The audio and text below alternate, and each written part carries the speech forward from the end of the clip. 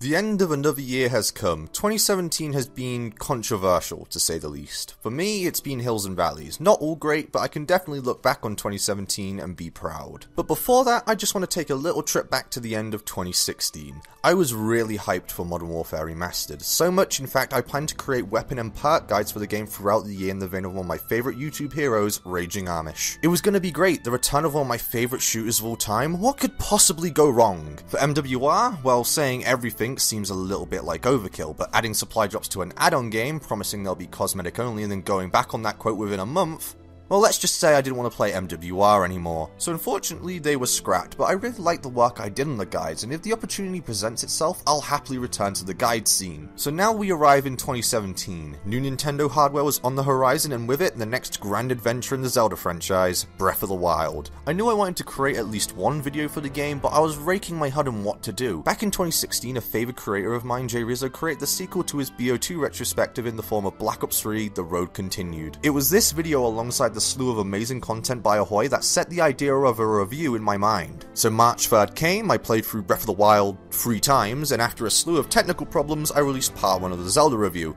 And then about a month later, I released part 2. Though it took longer than I wanted, the Zelda review set some good groundwork for larger projects to come. Next up was the Defenders fan-made trailer, a spiritual successor to my COD Zombies trailer from 2016. Released on June 2nd, I enjoyed making the video, but it had obvious problems in the sound mixing department. Thankfully, the Marvel subreddit is somewhat constructive and isn't as toxic as some other subs on the site. By the end of July, I was in full gear on my biggest project to date, and on the 23rd of August, Destiny, The Rough Road Behind Us was released in celebration of 3 years of Destiny. In short, it was okay. Not great, but I can look back and see why people liked Destiny.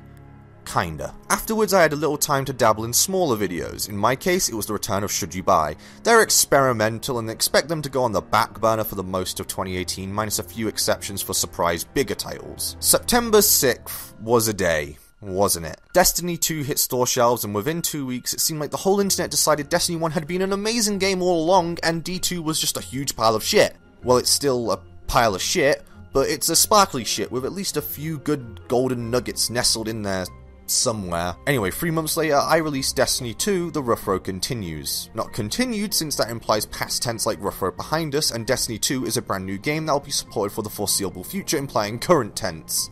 Continues. In review for the work I completed, I'm very proud, not only in quality, feedback, views, ad writ emotional support. It's been a good year, and I felt like I finally found my calling when it comes to YouTube content. Let's just hope YouTube doesn't die in the next year, am I right, guys? For the things I know I have to improve, it's the spacing between uploads. You know that art of procrastination video Swoozy made a while back?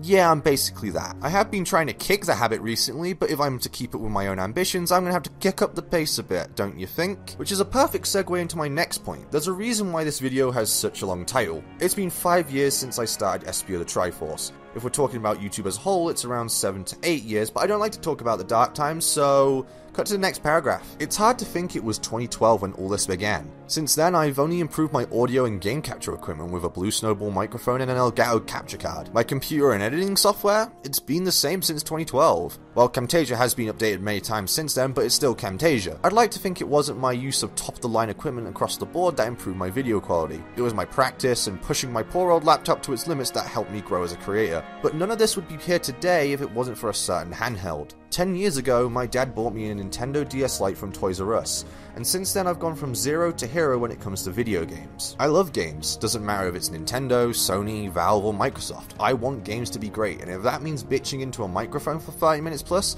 I'm totally down for that if it means creating a conversation on the problems that plague an industry we all love. Things like gaming and YouTube have inspired me to do so much over the last decade. People like Chugga Conroy, Mariland, Super Skarmory, Ahoy, Nostalgia Critic, AVGN, and even more channels like Jay Rizzo and my friend the Fourth Snake have made me want to push myself further when it comes to my videos, and I at least have to give thanks to all of them. 5 years ago, it began with a small little Minecraft video on Christmas Day, and now, 331 subs, nearly 10,000 views, and 5 years later, it's time to push things further. I'll be starting 2018 with a small return to Destiny, but until then and after that, we'll see how it goes. My name is Espio the Triforce. Thank you for watching, and a Happy New Year.